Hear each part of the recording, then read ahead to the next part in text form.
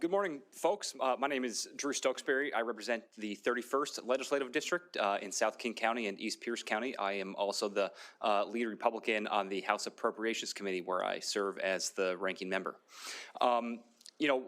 Senator Wilson mentioned the growth of the budget. Senator Wilson and I both got elected to the legislature in 2014 together.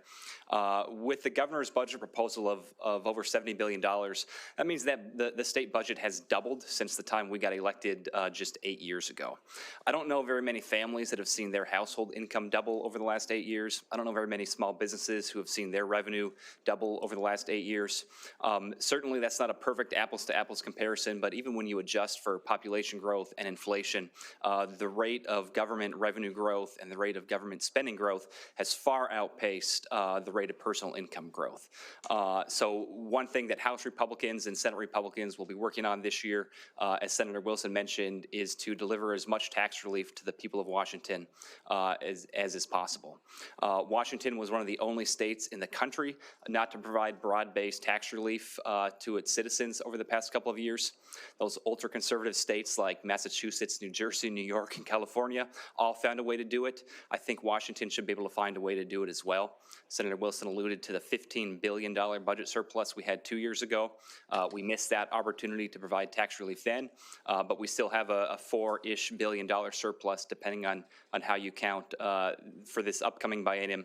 And so I think that tax relief for the working people of Washington is long overdue.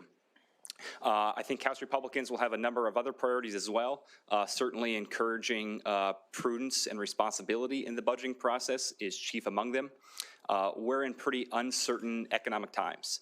Luckily, Washington State has one of the best economic forecasters in the entire country, and he continues to show that we have a viable non-deficit path ahead of us, but I think there's a lot of uncertainty and volatility in that forecast, and so I think Republicans will be advocating an approach that is cautious and ensures that if the bottom does fall out of the economy, the state is prepared for that, and the people who need services, who depend on the state, won't be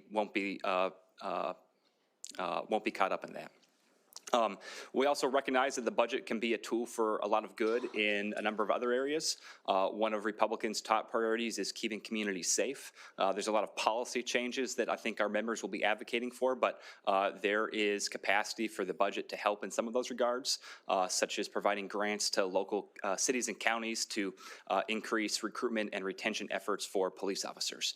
We have a workforce shortage in a lot of industries. Law enforcement is chief among them, and keeping the people safe. If we want to keep Washingtonians safe, ensuring that local agencies have the staffing resources to do so is critical. We want to empower families. One of the most unconscionable things that the government has done in my lifetime is close schools for as long as they did. We have sentenced a generation of students, 3 of my own kids included, to a generation of academic stagnation. To a lifetime of academic stagnation. That is unconscionable, and the legislature ought to do everything in its power to reverse and ameliorate the learning loss that occurred when schools were closed and operating remotely. We can't undo those awful decisions that were made, but we can do our best to mitigate the consequences from those bad decisions. So I think Republicans will be proposing a number of ways to address and reverse the learning loss that we're seeing and improve academic outcomes for kids that suffered through the pandemic. And then lastly, we want to make Washington affordable. Senator Wilson mentioned the housing crisis. We need to think big and think bold and deliver a lot of results for Washingtonians to make housing and life more affordable. Inflation is the highest it's been in my lifetime. A lot of factors lead to that are outside the state's control, but to the extent there is capacity in the budget to assist with that, such as I heard Senator Rolfes mention the Working Families Tax Credit. The very first bill introduced in the House this session, House Bill 1000, is sponsored by me. It would double the size of the Working Families Tax Credit and double the level of income that families could earn and still qualify for that credit. Ideas like that are ways we can deliver both tax relief to the people of Washington and also make life a little bit more affordable. So those are going to be some of the priorities of House Republicans this session, and most of all, I hope that there can be an open dialogue on the operating budget side that we sometimes see in the capital and transportation budgets.